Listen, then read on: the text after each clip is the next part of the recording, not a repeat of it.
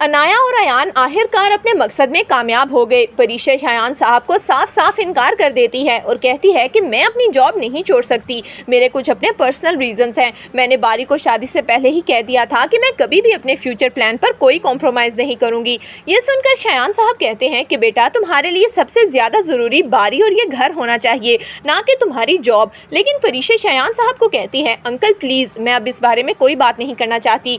ये कहकर परिशा वहाँ से चली जाती है। बारी और शायान साहब के दिल में अब परिशा के लिए नफरत पैदा होना शुरू हो चुकी है। मिनाल बारी के पास आती है और कहती है, बारी तुम परिशा को समझाओ, उसे प्यार से समझाओ कि वो ये जॉब छोड़ दे, क्योंकि अगर इस दफा अयान और अनाया की शादी में कोई रुकावट पैदा हुई और वो भी परिशा की वजह से, तो मेरा घर बर्बाद हो जाएगा। राहील मुझे भी छोड़ देगा। चचा जान अयान के ऑफिस गए थे और उन्होंने अयान और परिशा के दरमियान में कुछ ऐसा महसूस किया है जिसकी वजह से वो बहुत ज्यादा परेशान हो गए हैं। उन्हें यही लग रहा है कि अयान अनाया से ज्यादा परिशा में दिलचस्पी ले रहा है और ये बात बिल्कुल भी अच्छी नहीं है। प्लीज परिशा को बोलो कि अगर उसे तुम्हारा थोड़ा सा भी एहसास है तो वो ये जॉब छोड़ दे। जबकि परिशा इंतहाई बददिमाग दिखाई गई है। अगर वो बारी को ये बता दे कि वो अपनी माँ और बहन के लिए एक फ्लैट खरीदने के पैसे ऑफिस से लोन ले चुकी है और जब तक वो लोन वापस नहीं होगा और जब तक 2 साल का कॉन्ट्रैक्ट खत्म नहीं होगा वो ये जॉब नहीं छोड़ सकती, तो बारी जरूर परिशा का साथ देगा। लेकिन परिशा को तो अपनी अना बहुत अजीज है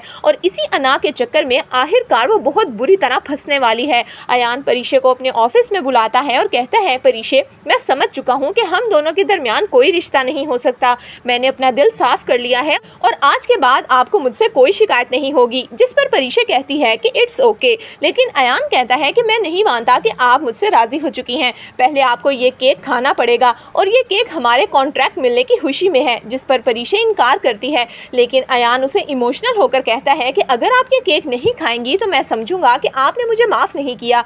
जिस पर परिशा कहती है कि ठीक है। अयान खुद अपने हाथों से केक उठाकर परिशा के मुंह में डालने ही वाला था कि तभी अनाया और बारी वहां पर आ जाते हैं। अनाया का भी तो यही प्लान था। वो बारी के पास जाती है और जाकर कहती है, बारी, मुझे अयान के साथ डिनर पर जाना है, क्या तुम मुझे ऑफिस छोड़ दोगे? वहां से तुम परिशा को पिक कर लेना और मैं अयान के साथ डिनर पर चली जाऊंगी। जिस पर बारी राजी हो जाता है और जब वो लोग ऑफिस में आते हैं तो ये मंजर देखकर बारी के पैरों के नीचे से तो जमीन ही निकल जाती है। बारी गुस्से से आगे आता है और कहता है, परिशा, ये सब कुछ क्या है? जिस पर परिशा कहती है, बारी, ऐसा कुछ भी नहीं है जैसा आप समझ रहे हैं, हम तो सिर्फ कॉन्ट्रैक्ट मिलने की खुशी में ये सेलिब्रेट कर रहे थे।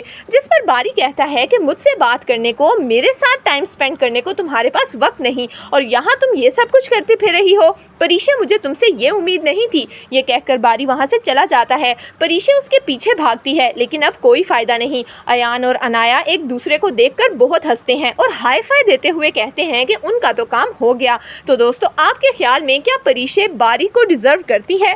आपकी इस बारे में क्या राय है? हमें कमेंट्स में जरूर दीजिएगा।